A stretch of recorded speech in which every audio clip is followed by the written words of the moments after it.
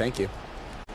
We're following the latest developments on the Korean Peninsula, where South Korean President Moon Jae-in and North Korean leader Kim Jong-un will hold a historic meeting in just a few weeks on April 27th.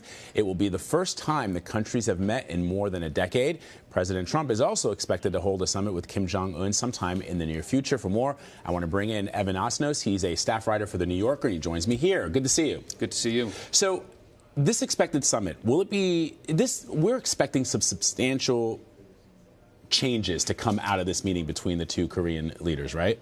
Yeah, but we should go into this with some managed expectations. I mean, we're talking about two countries that have had no diplomatic contact for 70 years. And one of the challenges for the Americans and also for the North Koreans is to say, well, what can we reasonably expect? How do we get both sides to come out of this feeling like they got something worthwhile and don't end up going home in anger? That would be the worst case scenario. Does the United States play a role at all in the meeting between the two Koreas? Not the meeting that the president is expected to have with Kim Jong-un, but will Moon Jae-in take advice and counsel from Washington, or is this charting territory, a course of his own? No, the South Koreans and the Americans are in close contact. You know, they try to be, in diplomatic terms, lashed up together.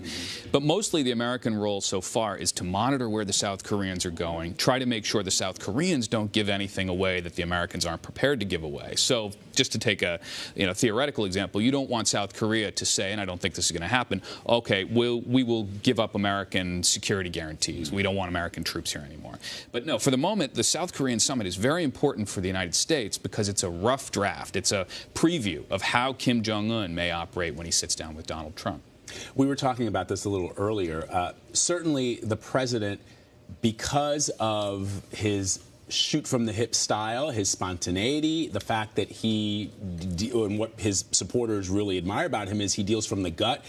Is that part of the reason why these two leaders have said, you know what, the uncertainty out of Washington is such, it is so great that maybe we need to chart a path forward together before something else happens that's probably much worse? I think there's no question that Donald Trump scrambled the circuits of the Korean conflict. What he said was that all the things that we think we know about it no longer are true, meaning I might talk to Kim Jong-un, meaning I might take a pause on military exercises, which is something the North has wanted for a long time. That makes the South Koreans uneasy. It also makes the North Koreans uneasy, but it also creates the possibility, at least, for some sort of change.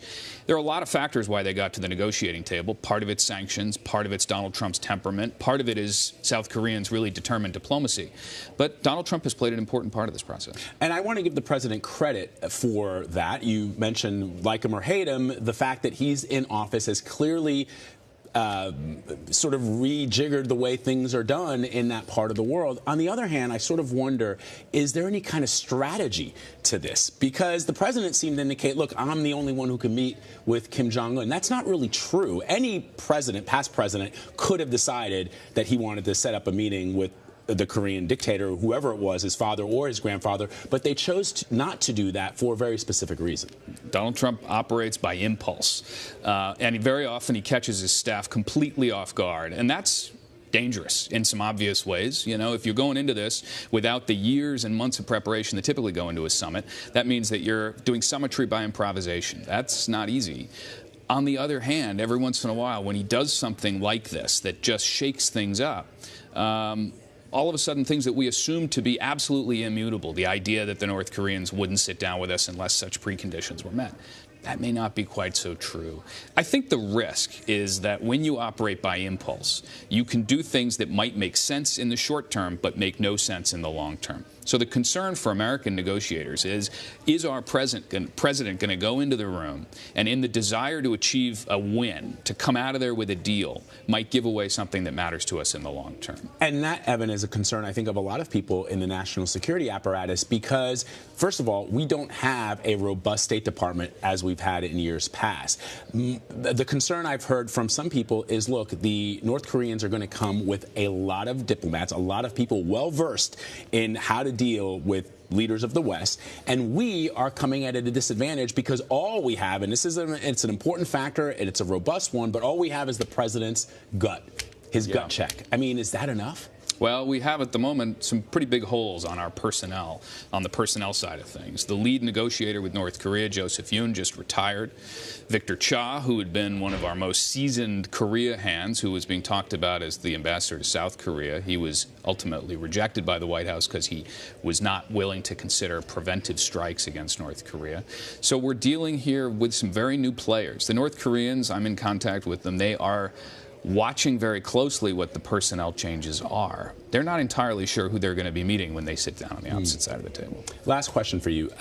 Is it your sense, given what we've seen from the president on his recent trips abroad and the way that he's come back and talked about his experiences abroad, that he is susceptible to flattery, and that is something that leaders, not just in North Korea, but around the world, can use to their advantage, and is it a good thing?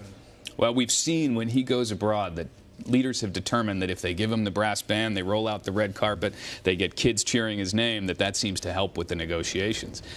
It's going to be a little harder to pull that off if they end up having a summit in a really sterile environment, a place like the DMZ between the South and North Korea.